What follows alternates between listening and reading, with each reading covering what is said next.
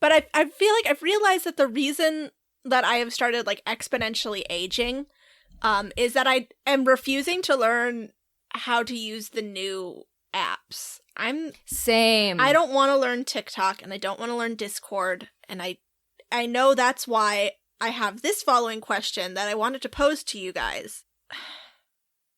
What is Poggers? Oh! Ooh. What? I don't What think is I've ever heard I know that word this. before. What A is little Poggers? I know What it. is Poggers the new Yeet? No. So no. the best that I can tell, Poggers it came from Twitch, I believe. And it's like from this like one dude's facial expression. It's like that type of thing that like sometimes stuff comes out and it's like not cursed for a little while. Like it's fine and then it becomes cursed. But Poggers I think was cursed from like the get-go. Anyways, From the very start. Juniper, are you saying that you're not my little pog champ? What? I am your I've little also Pog seen champ. that on the internet. I don't know what that means. Is it Pogs like It's the like- 90s and 80s No. toy? Are Pogs making a comeback? No, I don't think so. But it's in reference to pogs, right? It is in reference to Wait, what are you guys talking about? What's that? What do you mean pogs. Pogs? It's from the 90s when we were children. No, I don't think so. I don't It's think not so. in Those reference milk to caps? pogs? No. Okay, hold on. I'm looking I it up hate because this whole conversation. Guys, Yeah. I thought the whole joke was that it was like you're a champion at the sport of pogs. it refers to a specific like emoji on Twitch. No, I know. But and it's like the surprised looking Pepe. And Wait. he says poggers. And it's used to no, express it's a human man. Well, I think it's a human man, but there's also a Pepe. Okay. And then it's used to express excitement when something like in a video game, when something like exciting happens. You're like, oh, poggers, like But why? Why? It's called poggers because of pogs. Like, I swear on the fucking Holy Bible, that's why. All the No, teens it's who not. listen to this podcast are going to be like, wow, these old, It's not. old I think it's because Pepe is a frog and starts with P, and so somehow that happened. They So- just decided to say oh my poggers God. because a lot people couldn't see the emote because you needed a certain extension. Guys, we started this conversation with Kat talking about being old. But by remembering pogs, I have truly revealed myself to be the oldest man of all. I didn't know about pogs. Oh, I remember Pogs. I also remember, I don't remember Pogs. I just remember people talking about Oh, it's Pog. Okay. So PogChamp is the original, like, emoji. Right. right, and didn't the PogChamp emoji got removed I because hate the man this. in the PogChamp emoji was at the Capitol Hill riots? What? No. What the I saw that. I saw that on Oh Twitter. yeah, there was like is that what the controversy was about? That's because I just insane. remember seeing all these people on Twitter being like, "You guys care more about an emoji than like this. It's not called an emoji; it's called an emote." like, is this real? Emote is a stupid word. We only need one word. I hate it. Why what is the difference between an emote and an emoji? There's no difference. Yes, there is. An emote, like, right? An emoji is like from your phone, and then an emote is like functionally the same thing, but like on Twitch or whatever fucking streaming platform you're on. It's the same thing. You know that scene in Indiana Jones where they all just fucking turn to dust? Anyway, I'm never gonna know if it was named after pogs or not, and that's gonna Literally not named after Pogs. What is it named after then? Peppy Frog. It's named after us playing some D&D.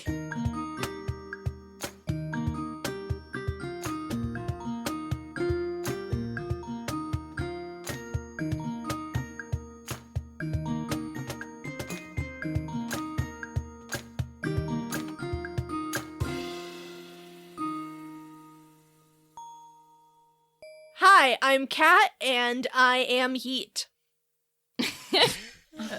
All right. Hi, I'm Noelle, and I wild boars, feral hogs, and I play Fran, a level 9 wizard. Hi, I'm Juniper, and I wish that Kat had just said PogChamp. I play Corbin. Hi, I'm Hannah, and I'm really glad I'm not editing this episode. And my Sorry, Rudy. joke that I want to make is, stop! Can't you see he's already dead? and I play Slake.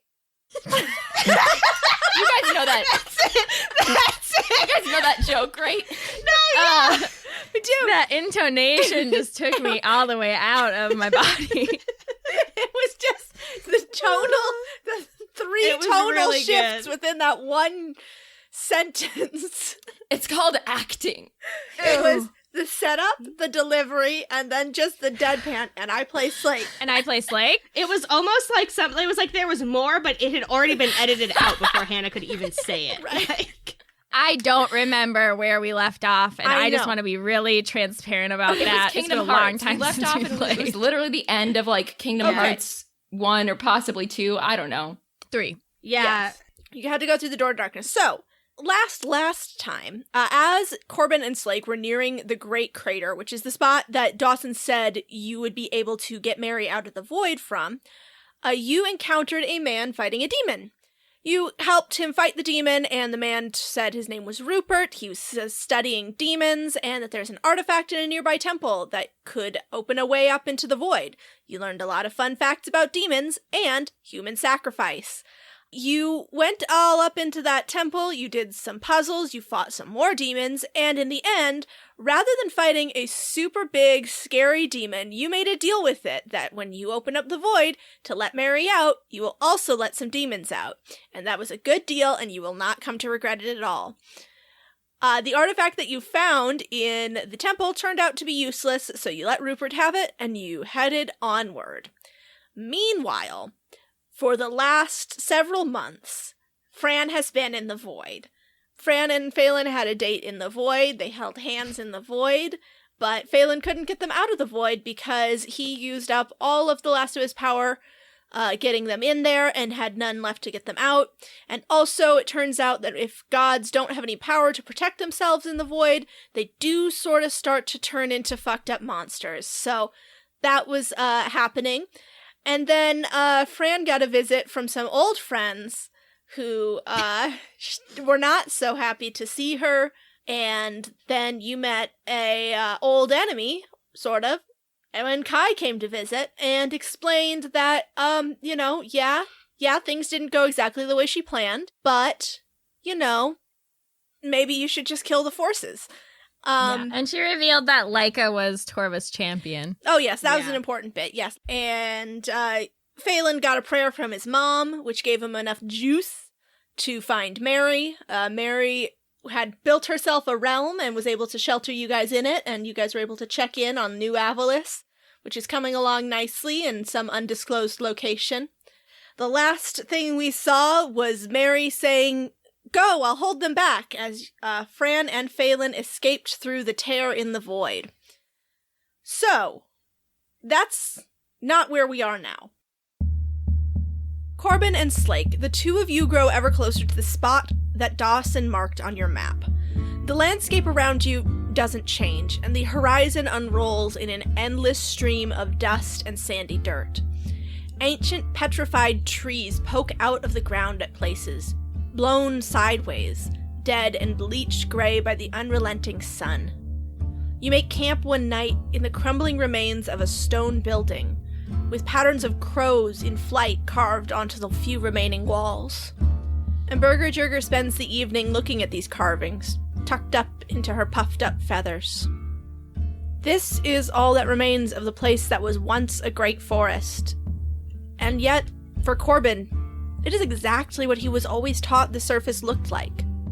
Here in the middle of this wasteland that Kai left after she raised the forest and rivers into the sky, you can almost imagine those stories to be true. When you wake the next morning, there's a strong, cool breeze from the east, and you hear snatches of music on the wind.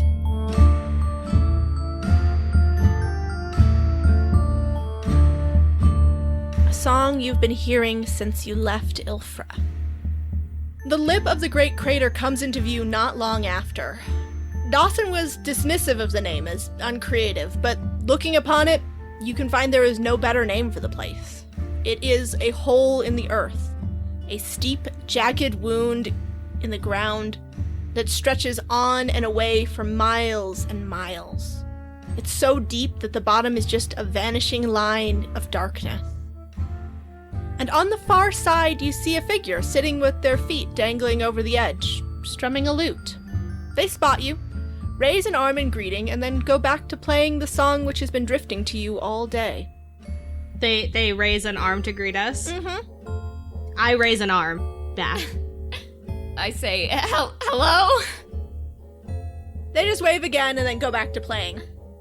Corbin walks towards them. Alright, they are far away. They're on the whole other side of the crater, so you have a ways to go before you reach them. I Terminator walk across the crater, Kathy.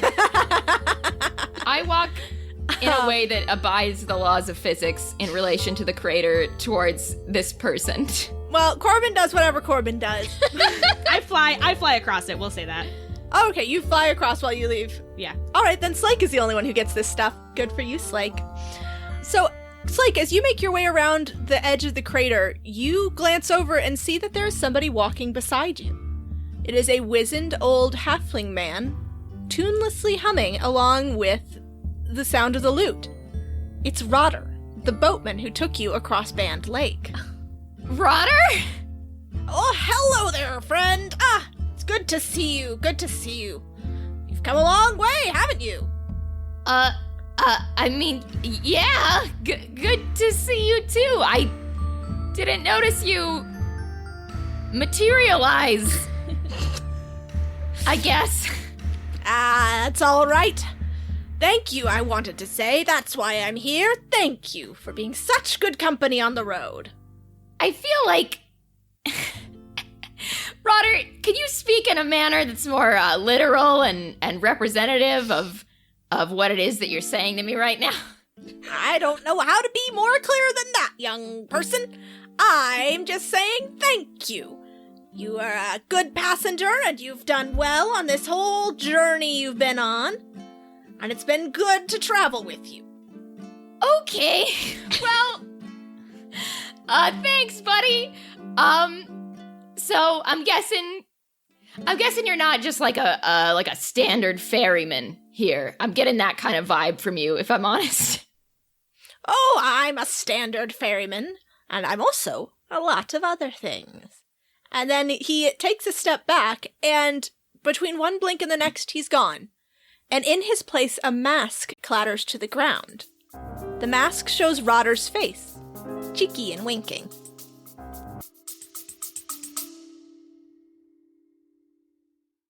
Are you suffering from high-quality podcasts? You see, quality podcasts stimulate parts of your brain, leading to an irksome condition called thinking. But suffer no more, my friend. Introducing Discount Storytime's blend of fictional nonsense and rancid gibberish to provide soothing relief. Try Discount Storytime today. Available on most podcast catchers and at discountstorytime.com. Consult your healthcare provider before listening to Discount Storytime. Not intended to treat unicyclitis, pickleball liver, or jittering expectations.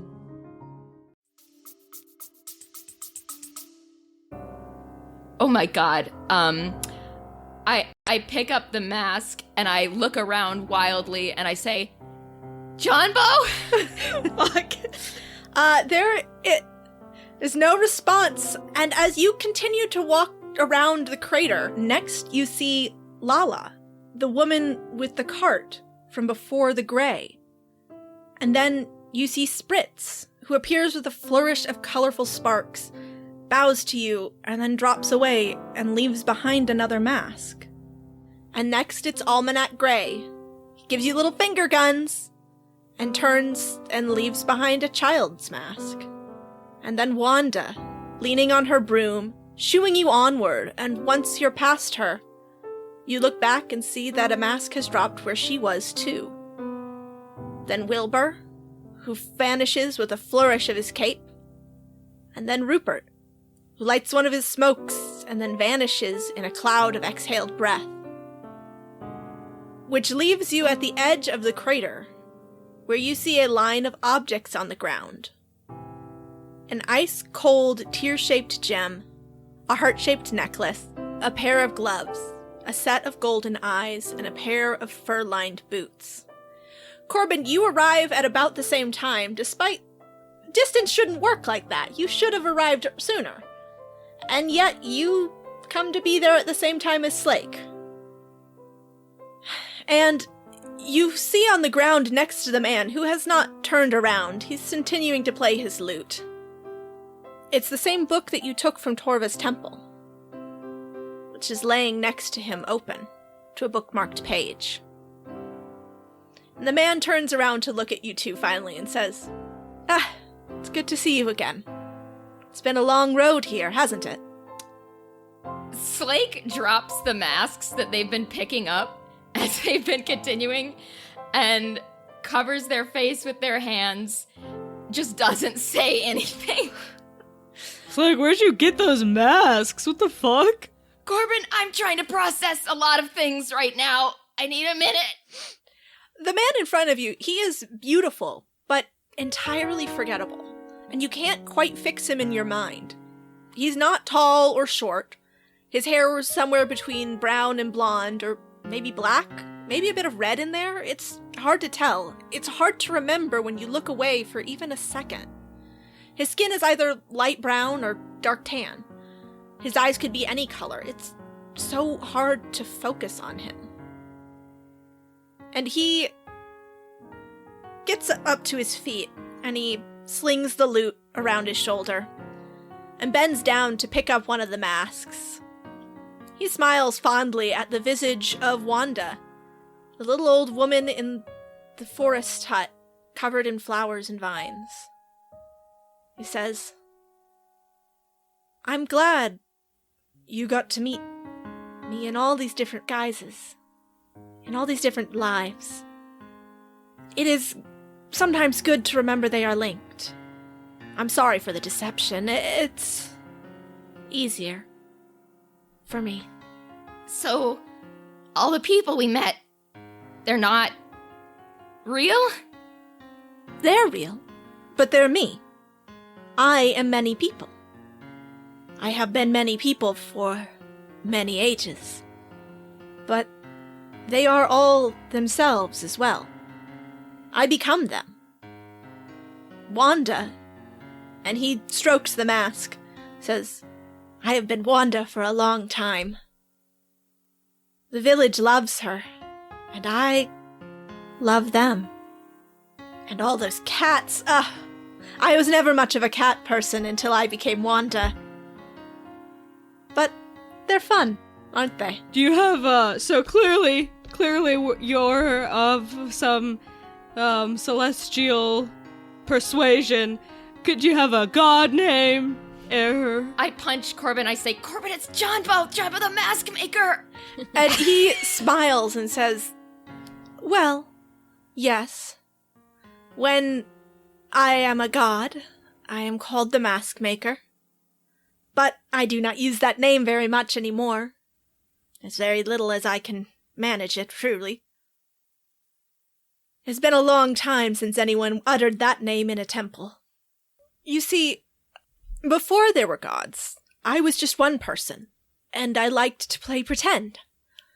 And then, when there were gods, I was called the Mask Maker.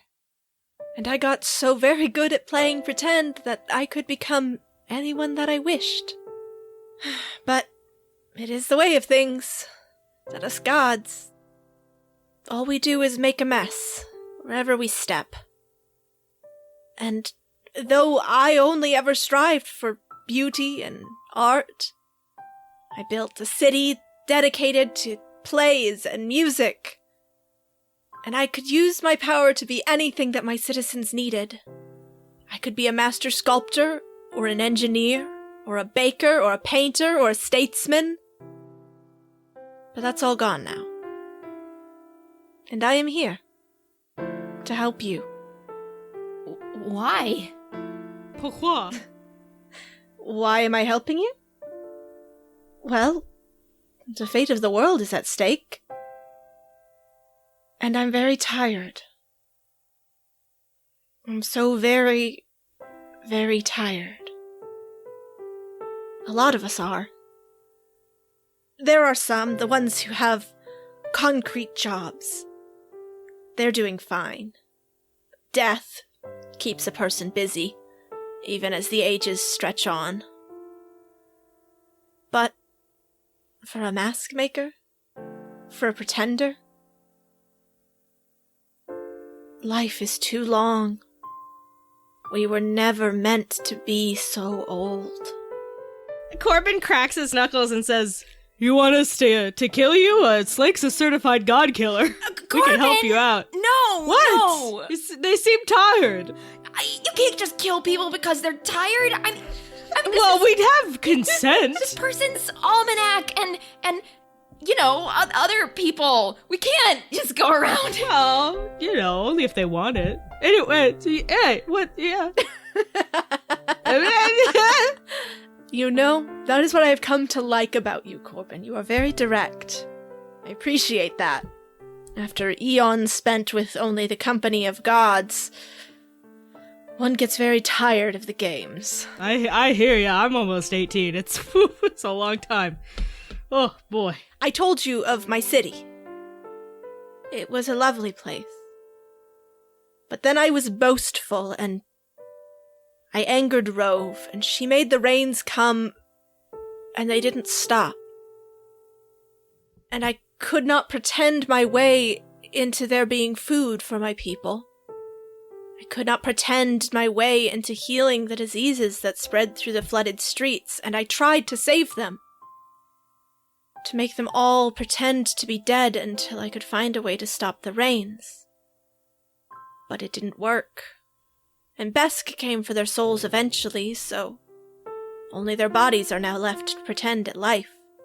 And that was the last time I have been a god. I decided it wasn't for me, and I became many people.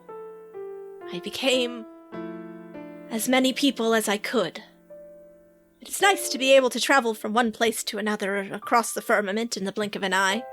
If someone knocks on Wanda's door for a potion, well, Almanac just needs to duck into an alley for a minute. So, you are having us help you gather things, weren't you? Yes. I probably could have gotten them myself, but I've spent a lot of time outside the world, as well as in it, as well as pretending to be people, and time passes more quickly there. Sometimes it is easier to while away an age in the blink of an eye from the void than it is to endure it. And while I was there, I met someone.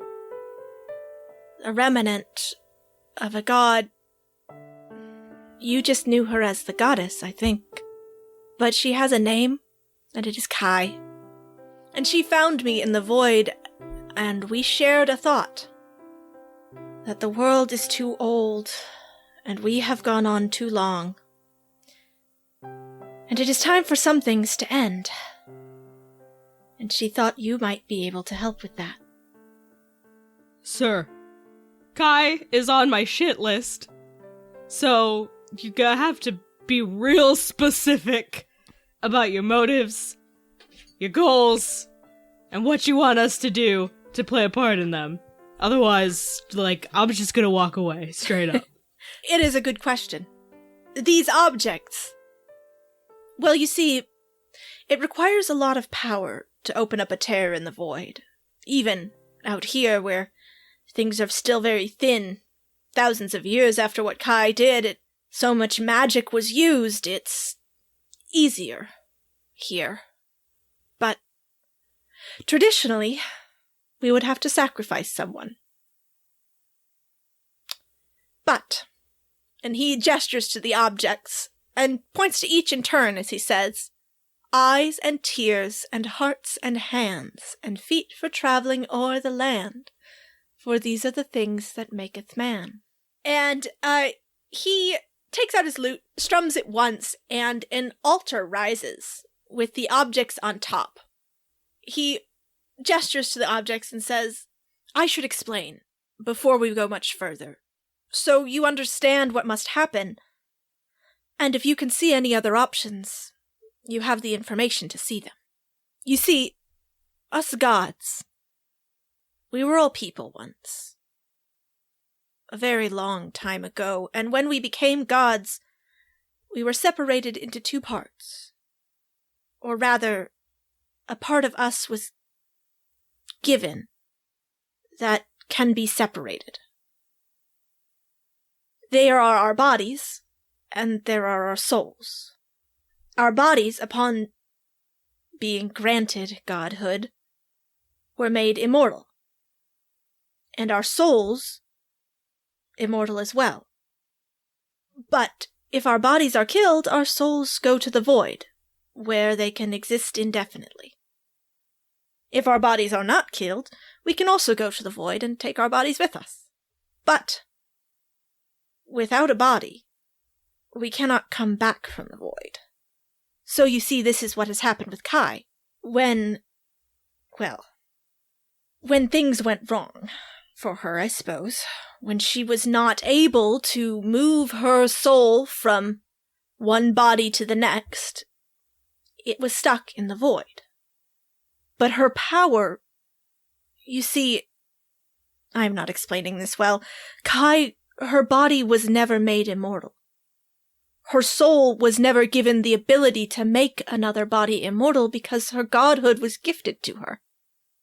And a gift can be given, a gift can be taken, and a gift can be lost.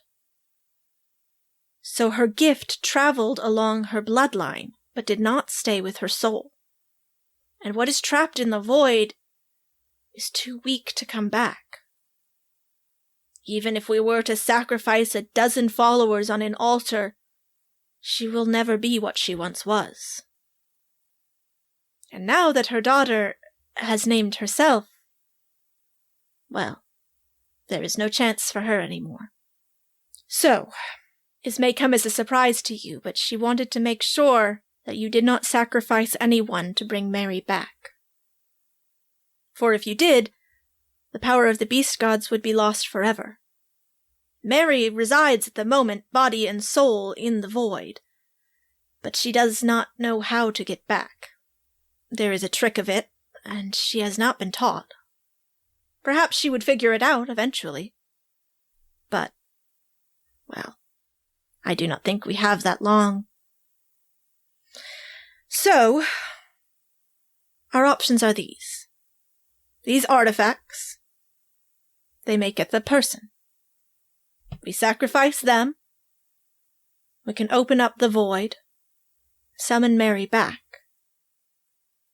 Or, we can open up the void and bring out Kai, what weak and little she is. But it is an option. She may have more information to help us than she was able to communicate. I assume you do not wish to do this. Bring Kai back?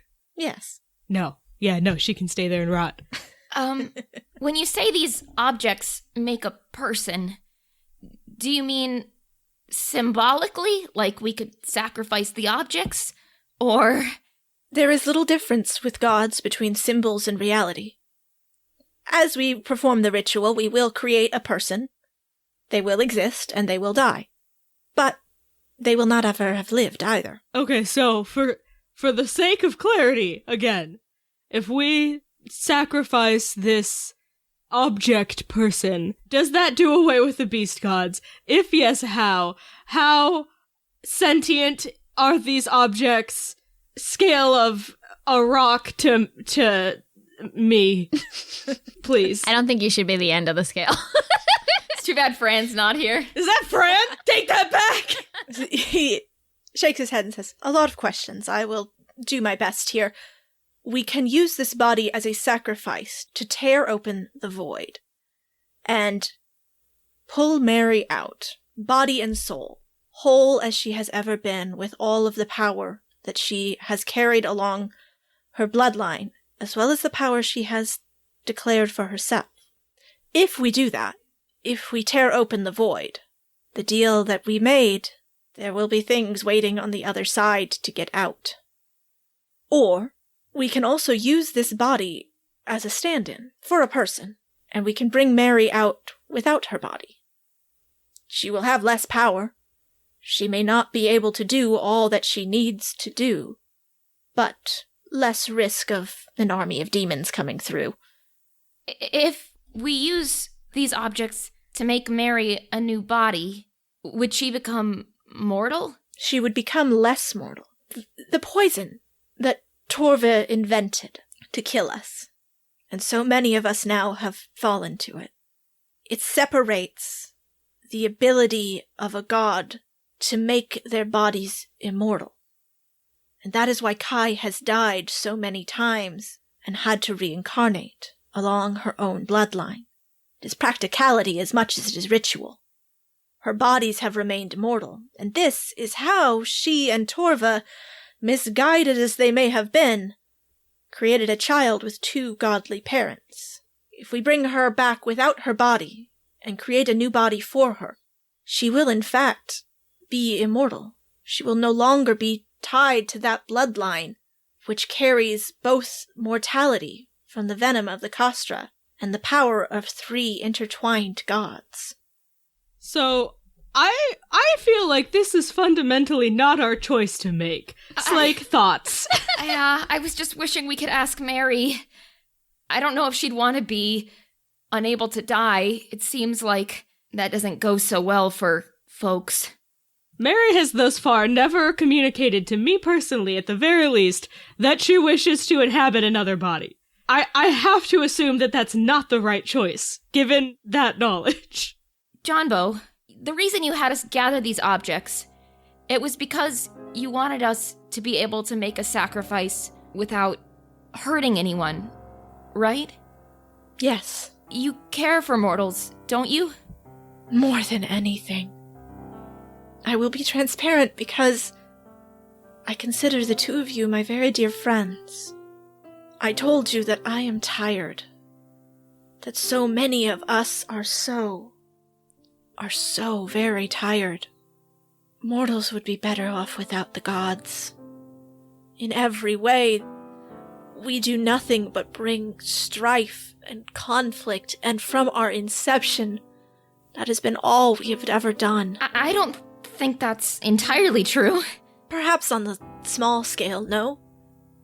But large scale, the webs we weave across the ages, they are always a noose that tightens around the world and kills it. Quickly or slowly, it is always what happens. And so, the plan that Kai and I agreed upon, what she has always been after, it is not to kill the gods. It is to kill the forces. And let magic die in this world.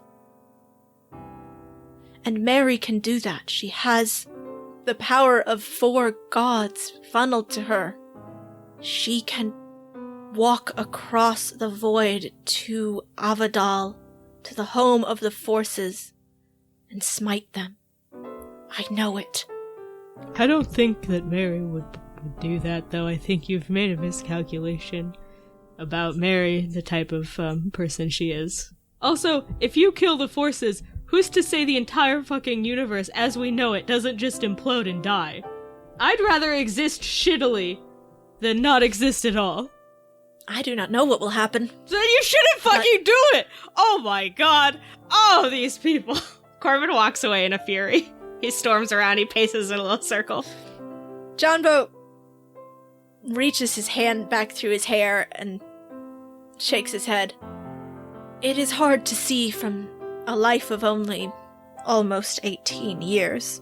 Corbin makes a rude gesture at Johnbo. But I implore you to think of history, of the lives that have been lost. And if Torva succeeds in his plan, more lives will be lost. He wishes to shackle the forces to his own will, to lock us into this cycle. He has approached all of us, given us the same story that he will wrest the power from the forces and give us our own free will, but anyone with half a brain and an ounce of sanity left can tell that it would only be him holding our shackles. So, what if we kill Torva instead of the forces? Then his allies will take up the cause. What allies? Nobody likes him. Torva has many allies. Among mortals who he has lied to, and among other gods who wish for, well, we all wish for freedom.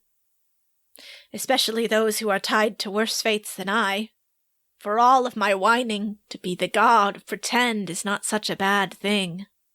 It is not so bad as a god of disease, as a god of betrayal. I think I'm back to square one. I think I want to kill all the gods. I think that's really the solution here. Honestly. Slake, what do you think? Weigh in. Well, Corbin, if we kill the gods and not the forces, they'll just make new gods. It'll keep going. But I don't know if we should kill the forces.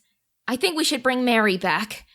And whatever we do from there, we'll figure out. Then have you come to at least one agreement on how we shall bring Mary back? I think we should bring Mary back with her original body. Slake, what do you think? Johnbo, I trust that your care for mortals is real, so if you think this is a way to bring Mary back without hurting anyone, then I think we should do it. Says yes. Yes. Then let us proceed with the ritual. He picks up the book that you stole from Torva's temple and flips to a bookmarked page. He lays the book out on the altar and arranges the object as though they were laid out on a body, with eyes in the face and a teardrop just below them, the gloves laid out like arms, the boots placed like feet, and the locket at the center where the heart would be. He gestures to the objects and says, "Now, they must be destroyed in the order that you collected them. The method of their destruction is up to you. I find hammers work very well." Do you have do you have a hammer? I don't think I have a hammer. Well, I've got my... Jumbo, do you have a hammer? Sorry, Slake. I think I do have a mace. Oh, that could work. A mace will work wonderfully. Now, begin with the tear. All right, I pull out my morning star and I smash it down on the tear. As you smash that first object, the ghostly outline of a person forms. And as you begin to smash the others, the tear, the heart, the eyes, the hands, the feet, around you, the air shimmers like a heat mirage, and the breeze grows bitter cold, pulling at your hair and your clothes. Your horses whinny and shift uneasily, and Burger Jerger dives into a saddlebag to keep from being blown away.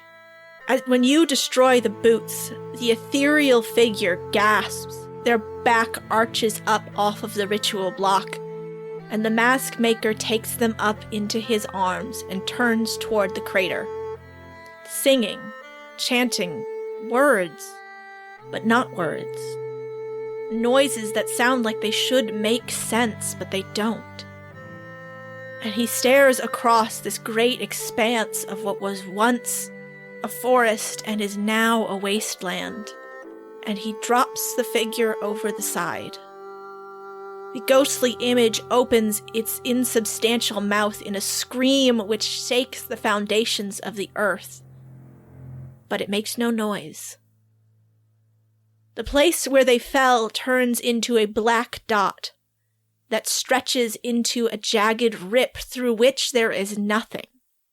Just blackness and cold that you cannot see into, but feel pulled toward. And then there is a shriek of many horrible voices. And the mask maker turns around and says, "That would be the demons waiting to get through. Hold them back." And out of this crack, claws emerge, tearing it open wider as two slithering, inky black things slide out. You hear noise from the other side, but nothing that you can make sense of. And please roll initiative. 5. Okay. Oh, I got a nat 20 on initiative. Alright, so two demons slither their way out of the crack in reality, and Corbin, you are up first. Woof. Okay. What do these demons look like, Kat? They are insubstantial wisps of inky darkness, struggling to find a form in this new world. So they just sort of are amorphous blobs of claws and teeth. I'm gonna cast a spell that I've never cast before because I didn't know I had it. and it is Guardian of Nature. Oh. It's a buff, so it's not going to do any damage immediately, but I think I get to choose one of two forms, and I think I'm going to choose Primal Beast. Oh? Naturally. So basically, Corbin turns into the Beast from Beauty and the Beast. Okay. Wow, big Kingdom Hearts energy. Yeah, I'm just kind of here for that today. So the things that it does, my walking speed increases by 10 feet, my strength-based attack rolls are made with advantage, and any, like, weapon attacks that I do deal an extra 1d6 force damage on a hit. Cool. So you Hulk out. Do you actually look like the Beast from Beauty and the Beast? No, yeah, it says bestial fur covers your body, your facial features become feral, and you gain the following benefits. So I look like, basically I turn into a werewolf. But you've got a boob window. Fucked up. Oh yeah, you know I got a boob It's just windy. clean skin. It's just smooth. Oh, I hate it. I hate it. All right. And that was actually a bonus action, so for my turn, I am going to cast Flame Blade. So then I'm going to go at the nearest entity, I guess, and 21. That super duper hits. 20 damage, Cat. Oh, tell me how you kill it. Oh, shit, okay. I run at this creature on all fours, like the Beast from Beauty and the Beast, running on all fours. And then I take my flaming blade. I shing, it makes a shing noise. It comes right out of my body. And I slash through the ephemeral demon creature, and it just disappears into smoke. It's gone. All right. Well, now there's only one demon, and it is going to attack you, Corbin. That's fine. That is only going to be a 17 to hit. Does that hit you? No, my armor class is 18. All right. It does not hit. Its claws get tangled in your fur. It just takes your fur with it as it swipes. And now it is Slake's turn. All right, I'm going to attack the remaining demon with my Rapier of Wounding. Will an unnatural 20 Oh, it hit? will. It will absolutely hit. 12 damage. 12 damage. Okay. It just doesn't enjoy it. It doesn't enjoy it. It hates it. Well, it's against I don't know it. what to tell it. And second attack. Ooh, okay. So that's going to be over 20 to hit. That'll hit. Oh, and again, another 12 damage. Tell me how you kill it. Well, yeah, I guess I go in for that first attack, and I swipe at it with the rapier, and then I draw the rapier back, and I plunge it into the center of it. Oh, and it just oozes and bubbles around your pick, and then it explodes and disappears. You see the wisps of black sucked back into the tear in the void, and the mask maker looks into the tear and he says, I see them. I see them. They're on the other side. Call to them. If they hear their voices, they'll find their way back. Phelan? Fran? Mary? Like you called for Phelan first? Listen, the number of syllables, it just felt right. I don't know why. I can't explain it to you. Mary! Fran! Phelan! Hater! Pence! Olette! Sora! Donald! Goofy! We've opened the door to darkness! Fran? Mary? Mary, Fran, Phelan! Can you hear us? And all of those people come out of the void.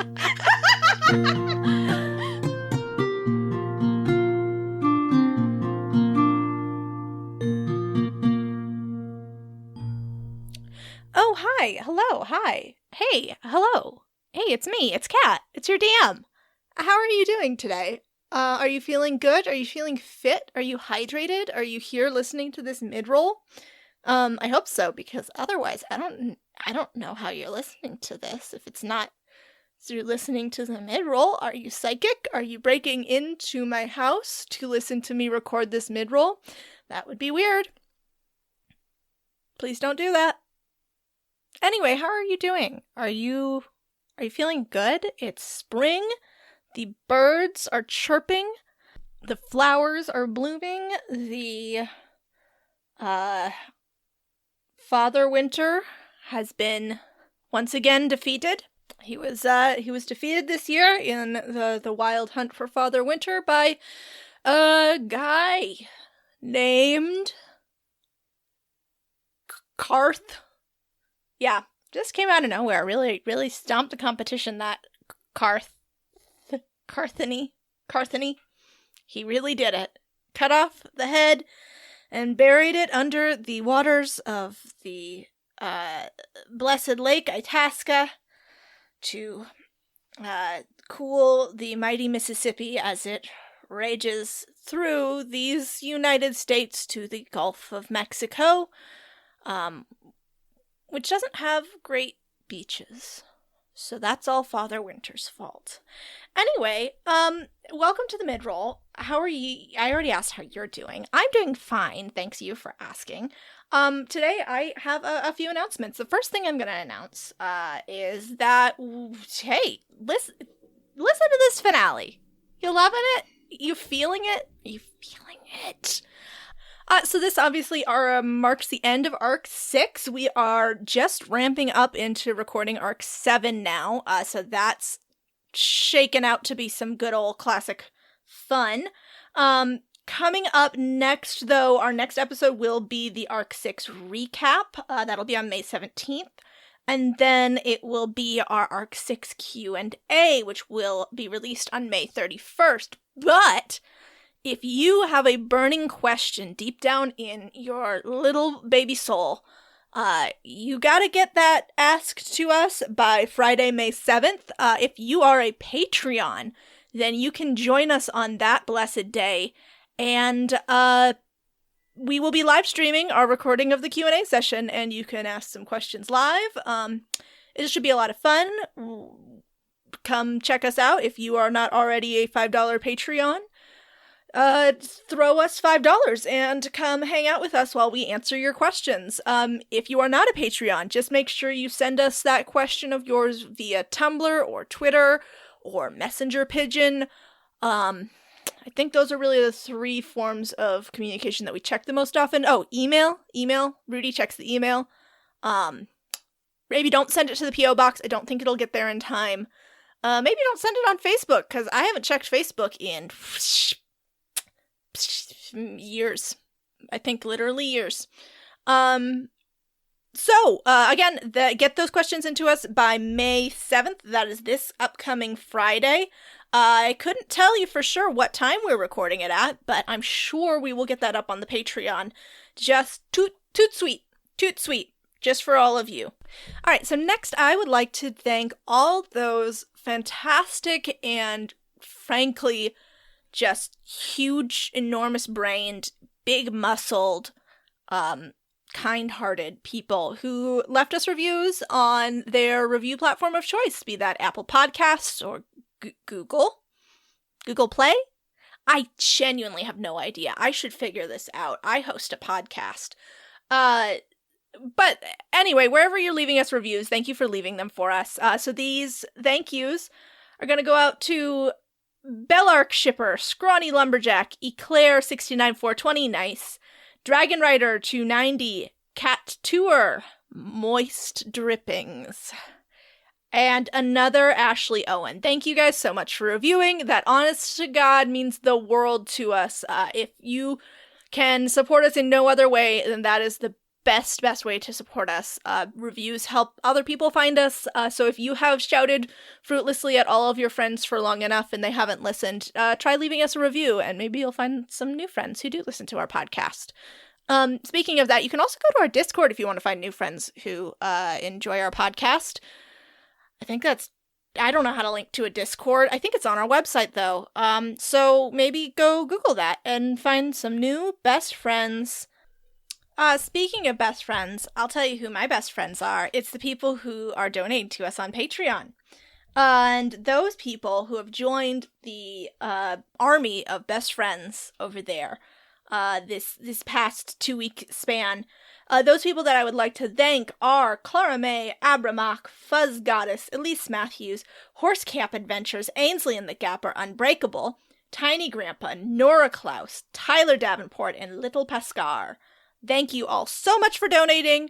You make it possible for us to do what we do. You are making it possible for me to dream of someday paying off my student loans, because that's the American dream now. But honest to God, you guys blow me away every time we get new Patreons. I truly cannot fathom it. I cannot thank you all enough from the bottom of my heart.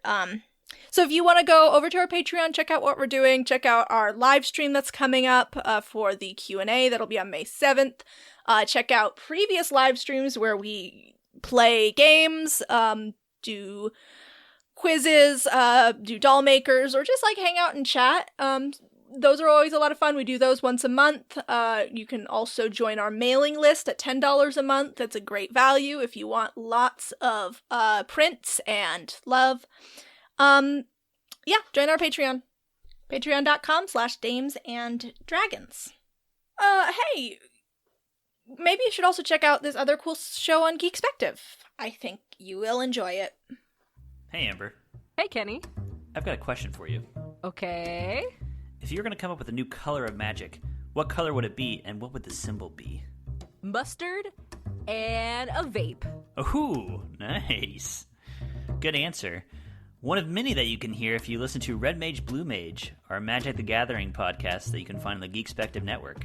Yeah, we talk all sorts of fun stuff, like we design cards, and we make up cards that represent us, and we talk about us. And we actually play against each other. So if you like watching YouTube videos and Twitch streams of people playing Magic, and you can't get enough and you're on your commute, you can just listen to us play Magic. It's fun. So you can find that on Spotify, iTunes, Apple Podcasts now, and other major platforms. And also, we have it up on YouTube as well. That's true. And you can tweet at us. We're at RedBlueMTG. We hope to see you there. Wink! Gosh, wasn't that fun? Now I want to give a message from our store. If you would like to send a message to a friend via podcast, you can purchase one for yourself at damesanddragons.store. Yeah, pick one of those up, make us say some things, like Luke did. This message is from Luke. It is for Ivy. Luke says, I'm using the dark power of capitalism to summon our favorite podcasters to wish you a happy birthday, and it doesn't even use up a spell slot. That's showbiz, baby! Thanks for being such a great friend throughout the years. I love all of the trips, games, adventures we've gone on, and the stories we've come up with along the way. Especially, I'm so happy we've gotten to spend so much time together over the past year. It's been really sweet. I'm proud of you for working so hard at grad school. You're kicking ass and are one of the coolest folks I know. Bada bing, bada boom! And I can't wait to get into more shenanigans in the future. Grip it and rip it, bud. Happy birthday again, and I love you. Heart from Luke. Zelda, please. I'm trying to record a mid-roll. Can you just hold on? She doesn't understand it, but her dinner's in 1 hour from now, but unfortunately she's a cat and she doesn't understand the concept of time. Anyway, Chantal, this last message is for you. As always, Chantal, this message is always for you, and I know you're busy. I know you're buying a house like a real adult, which I just cannot freaking fathom. You're so responsible and cool, and I'm sorry to have to send you off on another mission, but it's what we gotta do here. So with that said, the code word is Blueberry Bay. The sleeper agent is active. Go!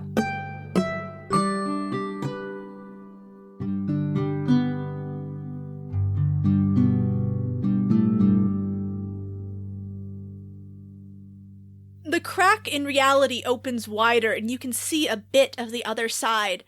Fran and Phelan come tumbling through first, spit up out of the crater to land in a tumbled heap in front of you.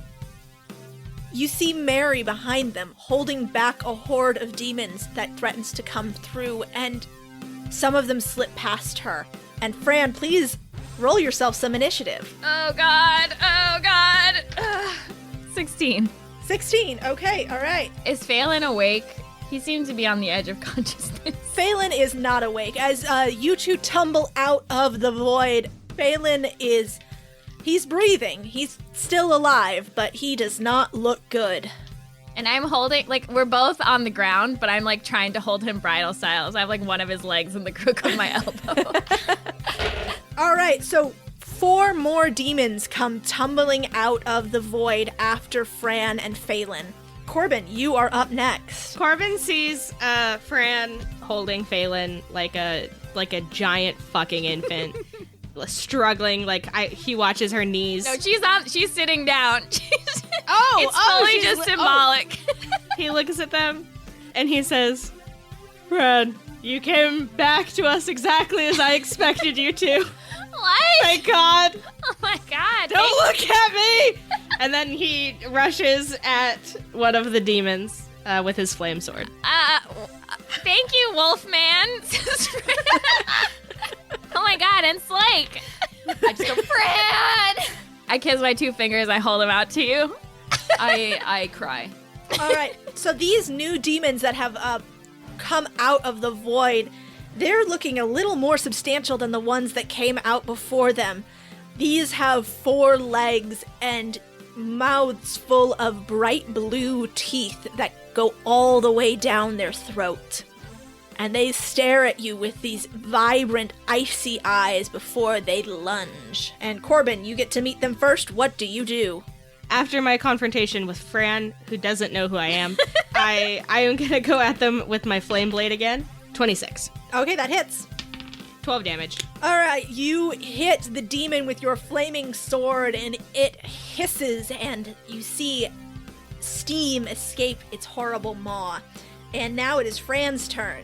Fran, how are you feeling? Back into the light of day again, and there are demons, and also a wolfman. Fran is feeling. I mean, this is Mondays. Fran is very disoriented, but she is going to try and attack the demons because she's very afraid that some of them know about her crimes. How close are they together? They are roughly 5 feet apart in a line. I'm going to cast Cone of Cold on all of them. Okay. Good old Fran with the AoE damage. That's what I've been missing. We've all been missing it. Okay, so they each need to make a Constitution saving throw as Fran untangles herself from Phelan and stands up in a glowing blue aura that shoots towards them and freezes the air. That is a 23, a 19, a 17, and a 7. Okay, well, they all pass except for the 7, but they're still going to take half damage. Okay. The one with the 7 takes 39 damage. Oh, you'll have to tell me how it dies. It freezes over like the side of a chest freezer and then dissolves into snow that falls down into the crater. Ooh. So the other 3 will all take 19 damage as snow falls around in the desert. Okay, all right. They're all looking a little bit frosty, and now it is their turn, and they're gonna go right for old Fran, who has done crimes that they know about. No! Fran's never done anything wrong in her entire life. No, not my crimes! Oh, they, well, 2 of them rolled very, very badly, so that is going to be a total of 10 and a total of 13. The other one rolled a natural 20. So it is going to make a claw attack on you. Ugh. And that is going to be 11 damage. Times 2? Yeah, that'll be 22 damage. Good God. The other 2, after failing to get in, because they all crowded around you and only one of them could get to you. So the other 2 are going to, on their second attack here, they are going to go for the Wolfman. So that is going to be a 18 and a 24. So those will both hit you, Corbin. They both hit, yeah. Okay, and then the other one is going to attack Fran again on its second attack, but that is only going to be a total of 12. Doesn't hit. Doesn't hit. Okay, so then for Corbin, they are going to hit you for 19. And I'm holding my bloody arm gash and I'm like, no, Wolfman! All right, Slake, you're up. Save the day. Yes, okay. I'm going to run over to Fran and Phelan to try and protect them and their little soft bodies. And the demon that just attacked Fran, I'll go for that one. Okay. Oh, fuck. Okay, that's a 20. Nice. A natty 20. So I run over to Fran and Phelan and I shout, back off! And so that is going to be 16 damage. Okay, well, tell me how you kill it. I strike out and I slash that bad boy right in half. Oh, and it looks so cool when you like slice through with your rapier, and then like on the other side is Fran, framed by these two pieces of demon that are falling apart. Beautiful. You love to see it. You love to see that. Well, then I will go and attack yet another demon. 19. That'll hit. 7 damage. Okay, all right. It is looking bad, but it is still standing. Now we're back up to Corbin. I can't use the spell unless, Slake, you consent to being potentially damaged. Actually, certainly damaged. You would be damaged. I'm fine. I've taken literally 5 points of damage, so if you want to just fucking kill me, it's... I mean, you'll have to look into Slake's eyes afterwards and know what you did. So. Corbin looks into Slake's eyes right now, and he gestures an explosion. He makes an explosion gesture, and then he points up many more times, and then he points at Slake, and then he points at the demon, and then he makes a circle with his hands, and then he does a shrug, like, eh? Slake shrugs and squints in a gesture that you can only interpret to mean, I guess? All right, that's good enough for Corbin. Corbin casts Erupting Earth. A fountain of churned earth and stone erupts in a 20-foot cube centered on the point closest to the demons. I'm going to try to avoid Slake if I can. I don't know if that would then push it in. I want to avoid Fran more than I want to avoid Slake. It's fair. They have to make a dexterity saving throw. Okay, so Slake, you will make that as well. So that is going to be a non-natural 20 and a 18. They both make it. Slake, what's yours? It's a natty 1. No, Slake, don't do this! So I guess I die at Corbin's hands. You just take full But you damage. will take some damage. Okay. You've never wished to roll low before. So, Slake... I'm so sorry, Slake, you do take 25 damage. And, the demons take 12 damage. Was it worth it? It is. They are both dead. Okay, and Describe also how you that kill 2 demons in Slake. Corbin, as the beast, he does that attack that the beast does in Kingdom Hearts, where he jumps to the ground. Basically, he leaps on the ground and, like, stomps it with his little front paws. And then from his paws, a bunch of, like, rock and earth and stuff, like a little earthy quakey comes out, and it hits Slake real hard.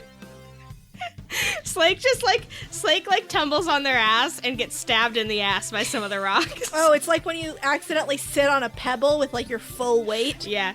Except 100 times It's worse. very painful. Yeah, but the demons get fully impaled and die. Slake looks significantly beat up, but like thumbs up and goes, I'm okay. Corbin has tears running down his furry face, and he says, Slake, I'm so sorry! It's fine, it's good. And Fran runs to Slake and is like, what did that wolf man do to you? It's okay. He's kind and gentle. What the hell?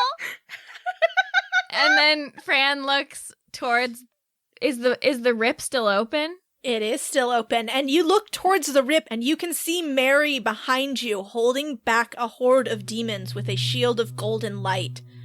And they're pounding on it and pressing on it, and the moment she lets it down, the moment she turns around, they're gonna get through.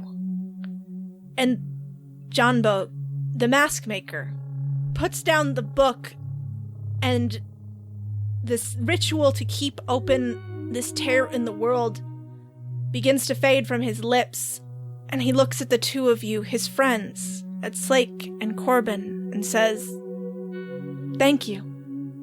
It's been a wonderful journey." And then as the tear is closing, he dives in and grabs Mary bodily and throws her out just as the demons close around him. And Mary falls out into the world. And Slake and Corbin, she looks different. Her clothes are fit impeccably. Her hair has come back in a beautiful halo of black threaded with gold. And the tear marks on her face have become permanent marks of gold from her eyes dripping down her cheeks. But she's smiling as she looks at the two of you and signs, "Slake? Corbin? Is it really you?" Wait, Corbin? Mary, godhood made you so hot. I'm so happy for you. She was always hot, Corbin. Well, okay, yeah, but Mary looks back at you, Fran, and then points to the bald spot in the center of Corbin's chest and signs, "It has to be Corbin." Oh, it has to be Corbin. It could only be Corbin. Corbin looks at Fran and is like, "You didn't know who I was?" You should take that as a compliment. And Mary runs forward and she hugs Slake, and Corbin, you feel an irresistible tug as you are summoned into the hug. Whoa! Corbin yells like he's on a roller coaster and lets his body fly into the hug. And she also, gets Fran in there as well. And Fran stumbles over willingly, but she's looking around being like, are we in the desert? What's going on? Does Phelan's unconscious body also get dragged into the hug? No, Mary does not manipulate his unconscious body into the hug. Well, Okay, that's her choice. That's her choice. And she pulls back and wipes real tears from her eyes, but they're not permanent, and they're gone as soon as they appear. And she signs, "How did you do this? Where are we?" Oh, it's kind of a long story. Well, you'll have to tell us all about it. I suppose we have some long stories of our own. Fran is looking very confusedly between everyone, and she's like, not that long. It's been months. Fran, it's been months. You think I just grew all this hair in a couple days? Oh my God, Corbin. The hair thing is unrelated, but it has been months. Oh. I look at Mary and I look at Phelan and I look at you guys and I'm like, I missed my birthday. Mary shit. considers this and signs, "If you missed your birthday, does that mean your birthday has been pushed out further?" No, because I'm still the oldest. I look really dramatically at Corbin. Are you? I am. Fran, are you still the oldest, though? If you haven't been physically aging, Fran, are you still the oldest? Your mind hasn't Who aged. says I haven't been physically aging? Look at these! I point to my eyes where ostensibly there could be, lines. They look the same. They look the same. I'm the oldest! No! I have gray hair! And I put some sand in my hair. Is Phelan okay? I look at him and I'm like, well... Mary disentangles from the hug to go check on Phelan, and she signs, "He's still breathing. I think he's doing better here than he was in the void." Oh my god, nobody checked to see if he was breathing until now? I checked! And he seems like he's fine. He seems like he's breathing. Look, I say, look, guardian meeting. Come here, you guys. Come on in. Oh, I missed this. And we huddle up, and I say, Corbin trots in. Phelan may be 5% at least evil again, and we all just need to prepare ourselves for that. Wait, Fran, what can you elaborate? Please, can you elaborate on that? Can you elaborate? He had a freaky twin double that did this to me. I do a so-so sideways thumb. Are you saying that he might be evil because he had a twin who wasn't madly in love with you? I hit both of you guys on the shoulder, and I'm like, why did it take you months to get us out? We were trying. We were busy! We went all over, and we met all these people, and then it turned out that all the people were John Bow, and is John Bow dead now? This is a different continent. We're on a different continent. Whoa. Yeah, Fran, see, think before you speak. You sound a little bit choked up, Corbin. Are you? No, I'm fine. Hey, do I sound choked up now? I'm fine! You sound like maybe you're happy to see us, I say. No, this is just regular for me. I have no opinions about it. She pulls you both into another hug, and she's like, I win and you lose. Corbin punches you repeatedly in the hug. Ow. His fists are very large right now. They're like meaty little paws. You should really turn back into a boy. I have 1 minute left. How did you survive in the void? Oh. I guess there is kind of a long story now that you mention it. And as you are talking, Mary is tending to Phelan, and a golden light emanates from her hands as she smooths back his hair and touches his temples, and his eyes flutter open, and he coughs, and he's, why is there dirt in my mouth? My bad. He opens his eyes, and he looks around and goes, we're out? I ripped a hole in space-time. Man. We made a deal with some demons. Oh. And then we also created a homunculus and then sacrificed it Oh my god. to get you back. And I flirted with a god, and I think he's dead now. I forgot about that. Aren't you married, Slake? Shut up, Fran! Slake has been doing some... Slake's been... Oh, man. You guys... You don't even know. What? And, We discovered erotic poetry. Oh no. Corbin! underfoot, the earth shakes. And when you look over the edge of the crater, you see there is still a black dot that remains in the spot where the tear was opened. And a single claw, which managed to wedge itself into the hole, pressing it open. Corbin runs over and steps on the claw. It's like over the edge of the crater. Like, you cannot step on it. It is in open air. He turns into a bird and he smashes on it with his little bird feet. Your tiny bird feet are ineffective against this claw as it presses and squeezes out first one horrifying hand, and then a slimy arm with a massive black sword attached. And then it rips open a hole just long enough to get through. It's that demon from the temple, the one you made a deal with. Is it the same one that tried to make a deal with me? Yeah. Say, what was that about making a deal with a demon? And it says, we had a deal. I wanted a deal. I'm hungry. I'll feed. And, it's going to attack. Can I summon Dawson? On your He turn. loves a deal. On your turn. He loves a deal. Okay. Why the fuck would you summon Dawson? Because I want this to be his problem. I love creative solutions. So, Corbin, we're just gonna stick with the old initiative. You are up first. I would like to... Now, Kat, remind me what I need. I just need to put a coin. In a jar? Yeah, but you don't have the jar anymore. It was in Fran's bag of holding. Fran, do you have the bag of holding still? I show my bag that is it's like a crossbody bag. I show I've been wearing it the whole time. Corbin reaches out and pulls the jar. That's gonna, you're gonna have to take a whole action to get the jar out. I'm determined to bring Dawson into this situation because I want Alright, this. so you just launch yourself into Fran's bag.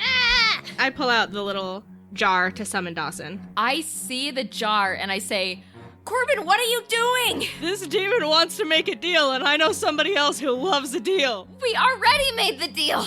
Yeah, I don't care. Why did I have to come back to this? Alright, Fran, you are up. Well, I think I'm gonna cast Mage Armor on myself. I do a very cool anime pose, and I become covered in shimmering armor. Cool. That's it. Cool. Alright, now it's And also I run and hide behind Slake.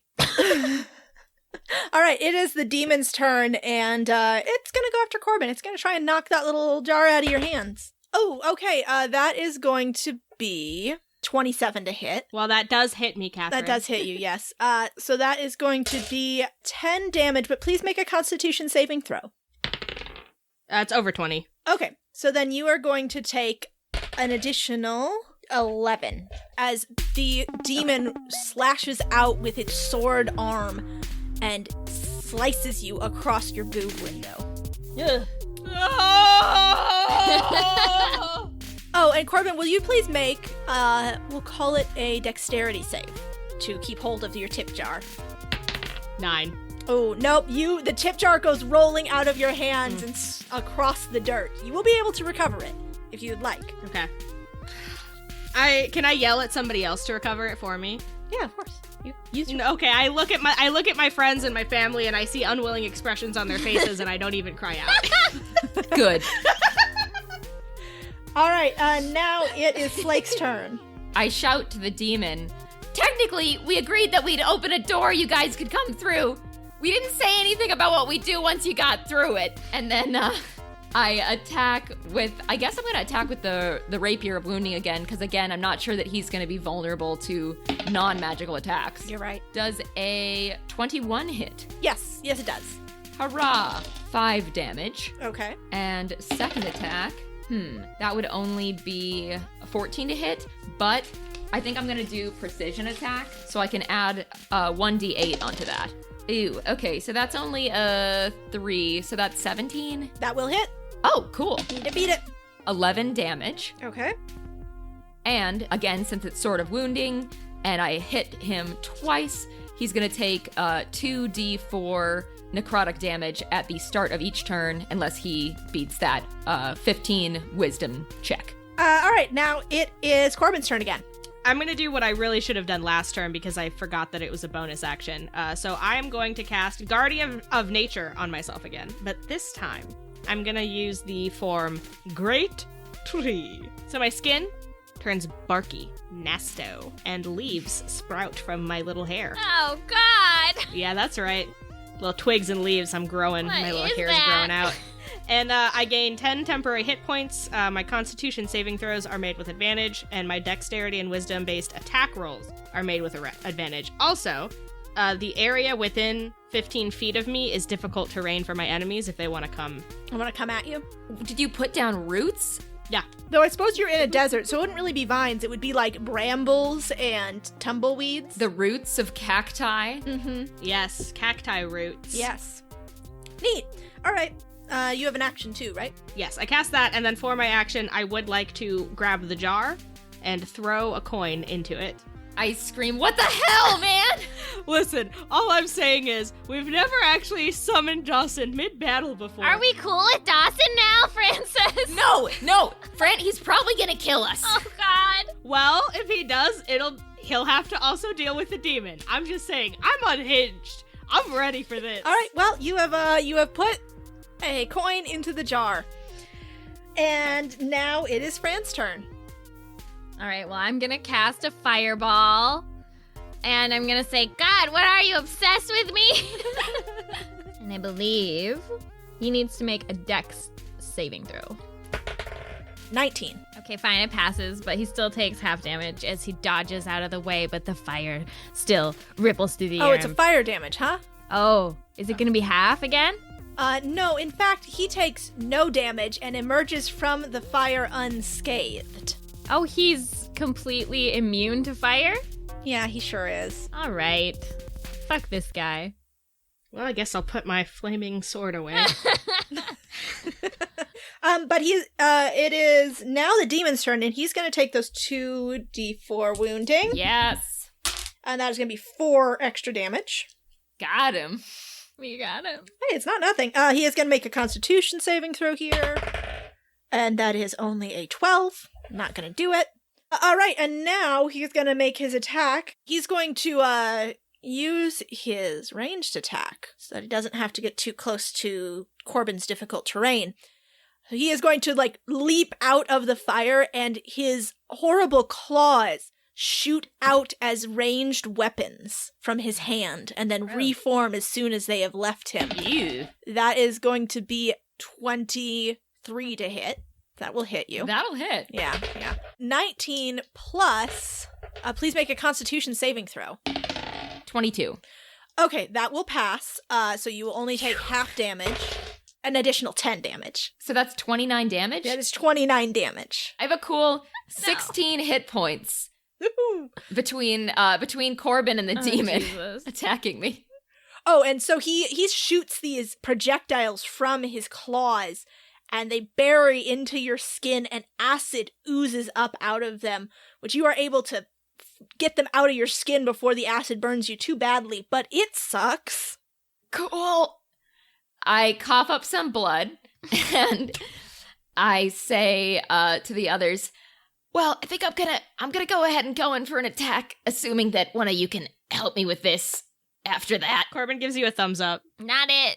I squint really hard at Fran, and I say, cool. And I'm gonna attack this demon again with my rapier. Does a 27 hit. Oh, it super hits, yeah. Damn right it does. 11. And then a second attack, that is gonna be 22 to hit. That'll hit. 12 damage. I am gonna use a bonus action and do my second wind. Oh, good. And I can regain hit points equal to 1d10 plus my fighter level. So that is 14 hit points that I regain. Oh, good. Oh, good.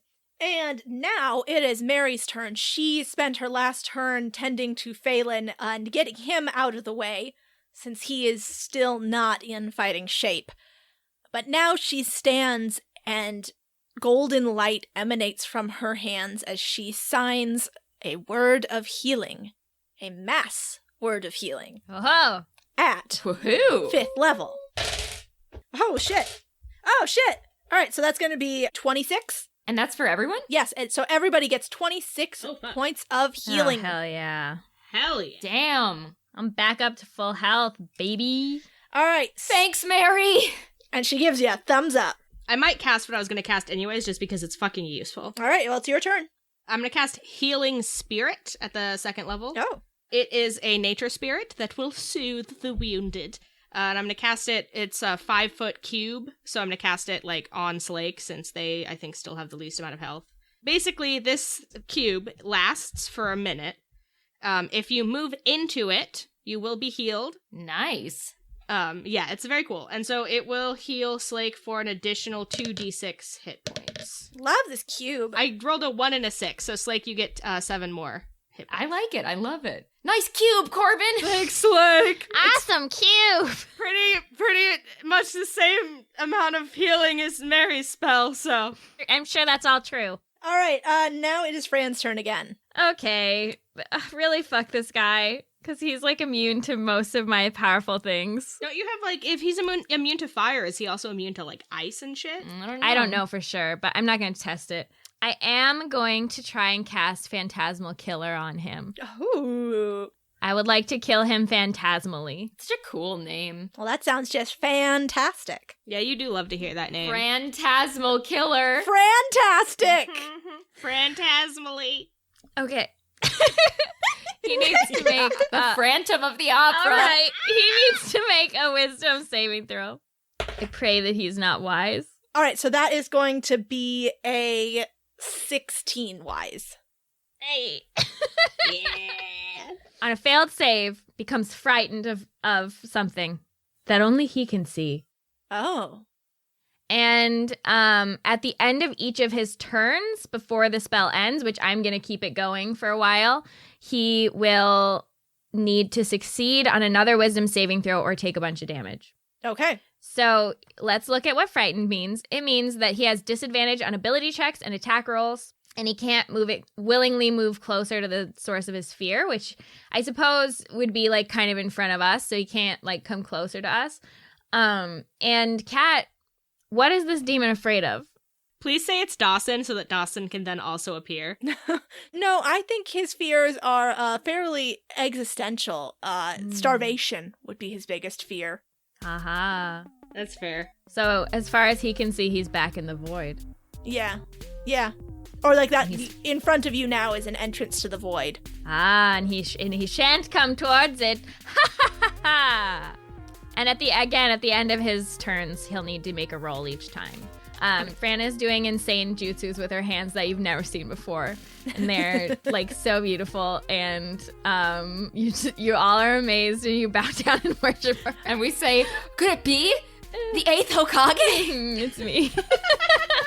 Well, then that is Fran's turn. Now it's the demon's turn. He is frightened. He's frightened, and he takes 7. I'll take it. And he makes his constitution. It is like 29. So he is no longer going to take the wounding damage. You right. Okay. He is going to attack Slake since you are the only available target, thanks to the void. Then he's just going to go at you with his sword arm. His arm that is a sword. Good thing I got my cube. Yeah, you got Yeah, your you got your cube. cube. That's going to be a 26 to hit. That'll hit. 6 damage, plus please make a constitution save. 18? Oh, you did it. You did it. Hey. So you'll only take half damage from his poison. So you take 19 damage as his sword arm slashes out at you again, and the terrible poison that coats him burns your skin but does not take root. Oh, and now he has to make a wisdom saving throw, right? For his phantasmal killer? Yes. 2 plus. So that's 8. Okay, well, he's gonna take 21 psychic damage. All right, he staggers back as the psychic damage from his fear of the void assaults his mind, and now it is Slake's turn. All right. And now, remind me, with the cube. Yes. So if you start your turn and you're still inside the cube, you get 2 more d6 health. Not that much. You get 4 more health. You know, I'll take it. With the power of the gods and the cube on my side, I make this next attack. 27 to hit. Oh, that hits. For damage, that is going to be 12. And second attack, that's going to be 24 to hit. That'll hit. 9 damage. And you can take 2 little d4s, just bring them right back. Bring him right back now, y'all. All right, now it is Mary's turn. Killing Mary. Kill him. She is going to cast Spirit Guardians. So she calls forth a golden light which swirls around you and the demon Slake. And it does not affect you because she can designate a number of creatures that are unaffected by it. The affected creature's speed is halved in the area, and it is going to need to make a wisdom saving throw. If super doesn't pass, that is 9 total. And now it is going to take 3d8 radiant damage. Okay, so he is going to take a nice 13 damage from that. And he will have to continue to make that save on every single turn. Mary's back. Hell yeah. Mary's back, and she's badder than Mary's ever. back, my god. Now it is Corbin's turn. I'm gonna cast Blight. I knew you were going to cast Blight. Oh, good old Blight. Hell yeah, Blight. And I'm gonna cast it at the 5th level. Oh, shit. Oh my god. Corbin's not fucking around. It's my only 5th level spell slot. He will need to make a Constitution saving throw. Oh, that is a 20. Okay, so that's a total of 44 damage. He will take 22 instead. Tell me how he dies. Yes! The giving tree has given him a passage right back to the void. Disease. The taking tree. My Life-taking tree.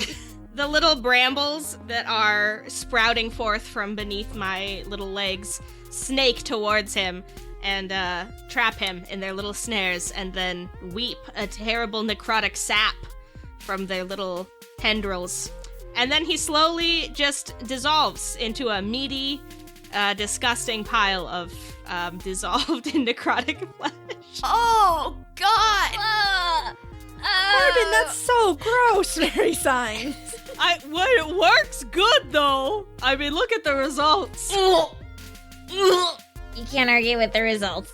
The demon collapses in on itself, shrinking and sucking in its own limbs into a dark, slimy mass that is its body. A new arm reaches out from the mass and is then reabsorbed, and another tries to push its way out when a knife comes slicing through the air. It hits the mass and buries itself in the pile of demon goo. The mass continues to shrink in on itself until nothing is left but a knife and a dark stain on the barren ground. Never fear, fellow champions! I'm here to save you! And you turn and see a halfling in rich red velvet with gold brocade lapels of his vest and a dramatic long blue coat of dark blue lined with shimmering gold linen. And he's wearing a pair of gold-heeled boots with a lute strung across his back. It's Diamond, baby! Diamond! You got us! You got us! Damn it, Cat! God damn it, you got us again, Cat! Oh my God. Oh my god! Oh! And he has on him, he has a big pack which he slings down from his shoulder with a dramatic flourish, and he starts to unload it, and he says, "My patron, you see, has sent me on a quest to meet you here, and all across these wild lands I have been, tracking down mystical items for this ritual." And he pulls out, like, a pair of bronze hands and, like, a silver heart. Yeah, Corbin falls to his knees, and he's just kind of speechless. Like, and Fran is just like making anime sound. She's like, what? Slake puts their hands up in confusion and is just like, who is this? But Mary, like, crosses her arms and then signs, "You're a little late." And Diamond looks up and he looks, Mary doesn't like. I love it. and he looks at them and he counts. He's like, 1, 2, what? And then you hear the clippity clop of little hooves. And when you turn, you see Dawson leading his donkey, looking a bit put out. "Oh, pack it away, Diamond. We're too late." I'm sorry. Is that an inconvenience for you? Yeah, is that tough for you, Dawson? What? Why? And he looks at Diamond, who looks a bit confused, and Dawson, like, picks up the pack, and all of the items that Diamond has unloaded from it just suck back into the pack. And he tosses it over Delilah, his donkey's saddle. And he says, "Away with you, Diamond. You are no longer needed here." No, he stays. Dawson, I'll make you a deal for a private concert. Please don't. Friend. And Mary, like, slaps her arm, Fran, and she signs, "Now is not the time." What? No, friend. When are we gonna get an opportunity like this again? Friend, I'll go into the deal with you. I know. I'll go into the deal with you, friend. I shake both of Corbin's hands at the same time. Yeah, we're shaking hands. What is happening? Dawson looks at you both and he says, "We'll come back to that deal. Diamond, don't go too far." And Diamond sort of looks around and he sighs and he goes, "As you wish, my patron." And then he clicks his heels together, his little golden heels, and he takes a leap. And those are 7-league boots. And he just leaps away. Oh my God, Diamond! Oh, Diamond. And Dawson sighs, says, "Again, we'll come back to that deal about a private concert. I'm always interested in deals, but he does not need to hear the rest of this. I love the boy, but put all his points into charisma. Now, I see someone else has already come along and solved your problem. Tell me, who was it? Who beat me to it? Tell me it wasn't Hetlia. I don't know what she's got going on." Yeah, it was Hetlia. Yeah, Hetlia came down and took care of it. Yeah, that sounds like something she would do. Fran just like looks around and seems is like, yes, it was probably Hetlia. Because Fran has no fucking idea what's going on. Like, please roll me deception check. Deception? I mean, you don't need to roll deception, Fran. You genuinely have no idea what's going on. I'm gonna roll insight against your deception. I got 18. Okay. I got 14. Alright, so that is going to be a non-natural 20 from Dawson. Bitch! Fucking I know. Dawson. Well, He sighs and he goes, "Oh, don't lie to me. I can tell when you're lying. That's like my whole thing." We don't have to tell you anything. yeah, I fucking summoned you here to help. And you just show up 5 minutes late with Starbucks and be like, "Oh no, how difficult it is for me, poor Dawson, oh." Yeah, you tell him. I used to know somebody named Starbuck. It was a male deer. He was very beautiful. Aww. And he says, You wouldn't want me to throw Diamond into that mess. Can you imagine? If he got his beautiful face smashed in by a demon? What a tragedy that would be." Oh my, Yeah, well, what about you? You don't have a beautiful face. yeah! I beg to differ. Well, you're wrong. And I don't involve myself in such things. That is not really my area of expertise. Well, I suppose my leverage is gone. Unless, and he turns to Mary, You see, I did send them out here on this quest. I told them where to go. And Mary looks at him and signs, "What do you want?" And Dawson says, "Well, why else would I be here, supplicating myself to the new god of survival? Whatever comes, I want to survive." Oh, grovel. Get down and grovel, bitch. I don't think we should. On your knees. Guys, I pull Corbin and Fran aside and I say, guys, we really, I mean, I know we don't know how things are going to shake out, but do we really want to start, whatever's coming with an alive Dawson? Is that really the direction we want to go in as a group? You haven't Okay. seen Diamond perform, Slake. Yeah, here's the thing. First of all, you haven't seen Diamond perform. Second of all, the only thing better than a dead Dawson is a Dawson in eternal servitude to Mary. That's all I'm saying. Do you really want someone that slippery in Mary's Lute, service? Slake. The voice, Slake. The dance moves, the glutes. You've never seen anything like it. Yeah, the glutes, though, Slake. Just Mary, imagine. Mary Just is the- behind you suddenly, and she signs, "I don't think the glutes are relevant to this situation." Mary, what do you think we should do? Well, I think, the glutes aside, From side to side. I think he would be worse to have not on our side than on our side. I guess you're probably right. Yeah. Mary, you're definitely right. Yeah, I Mary, think you that are that's a right. great point, and it alone has convinced me. Yeah, nothing else is really. There's no other factor in No. our decision-making process besides that. Mary nods, and then she touches your arm, Slake, and she signs, "Don't worry. We'll be careful." All right. Careful with those hot buns. And she turns around to Dawson and takes 2 steps forward with her head held high. She signs over her shoulder, "Slake, will you please hold out your pick?" Okay. And then she looks at Dawson and signs, "If we are to do this, then you will swear not to work against us, and I will bind you to it. Kneel under the pick." Get him, Mary, get him. Oh, hell yeah, Mary! Get him, Mary. And Dawson looks at you all and he says, "Now, I don't think of binding oath is Kneel really..." under the pick, Dawson! Neil Dawson. You heard, Mary. And he looks at you all and he says, "Fine, but only a 5-minute concert."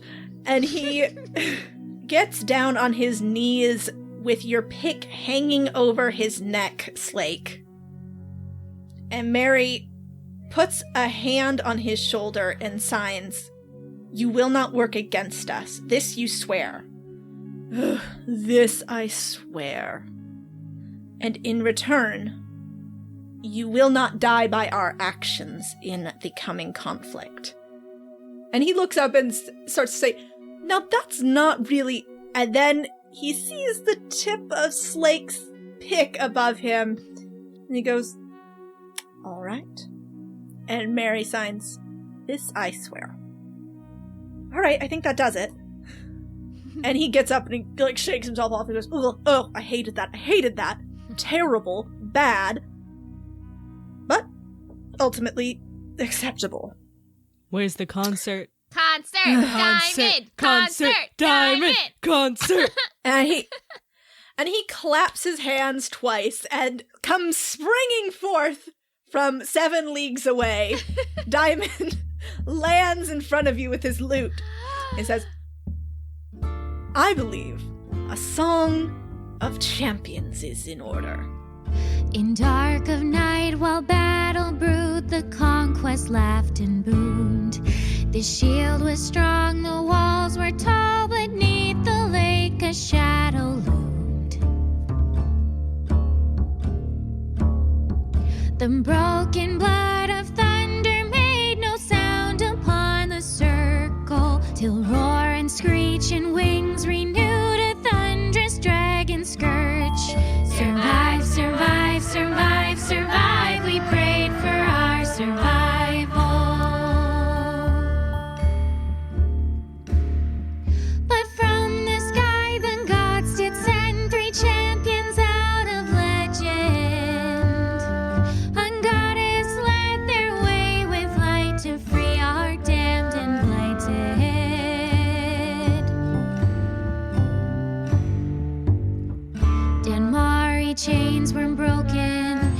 Hadrian plots were thwarted. On they came to Ilfrazade to promise our survival. Survive, survive, survive, survive. We prayed for our survival.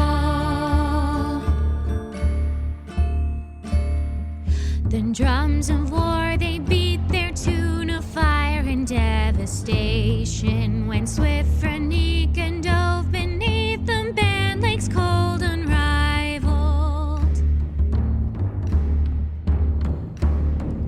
With ice and storm, each ship was down, no hint of hesitation. Then back again into the fray to bring us our survival. Survive, survive, survive, survive. We prayed for our survival.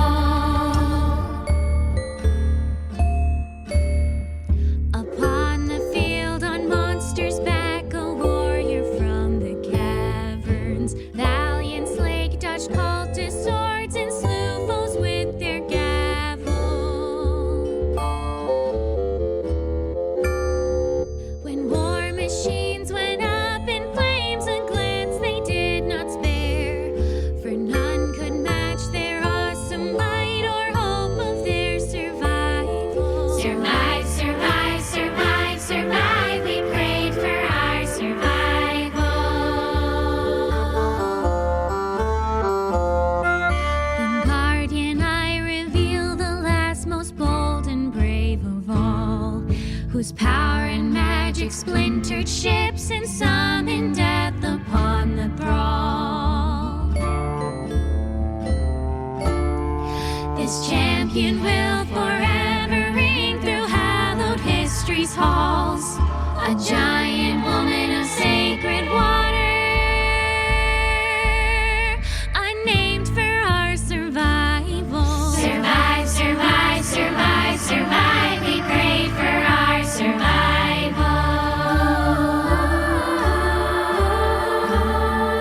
And when the shield was cleft and last, then goddess faced the conquest. His teeth black as volcanic glass, hair gold as his gilded flesh. And there Mary decided what name the war invited.